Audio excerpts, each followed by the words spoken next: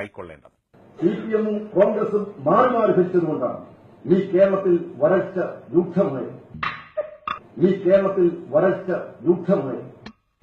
കേരളത്തിൽ ഇന്ന് മഴ കിട്ടാതെ കുടിവെള്ളത്തിനു വേണ്ടി ജനങ്ങൾ അലയേണ്ടി വരുന്ന വളരെ രൂക്ഷമായ ഗൌരവമേറിയ ഒരു പ്രശ്നത്തിലേക്ക് കൂപ്പുകുത്തി വീഴാൻ കേരളം ഇടയായതിന്റെ കാരണക്കാർ കോൺഗ്രസും കമ്മ്യൂണിസ്റ്റ് പാർട്ടിയുമാണ്.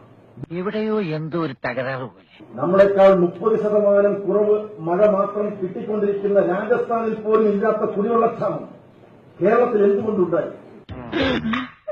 മറ്റ് സംസ്ഥാനങ്ങളിൽ ഒന്നുമില്ലാത്ത കുടിവെള്ളക്ഷാമം കേരളത്തിൽ എന്തുകൊണ്ടുണ്ടാകുന്നു?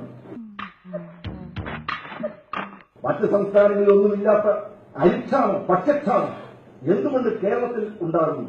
മറ്റൊരിടത്തുമില്ലാത്ത തൊഴിലില്ലായ്മ എന്തുകൊണ്ട് കേരളത്തിൽ രൂക്ഷമായി?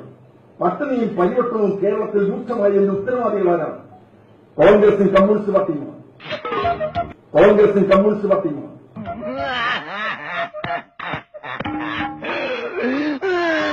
ഇന്ന് കേരളത്തിൽ നടക്കുന്നത് തമ്പ്രാൻ ഭരണമാണ്.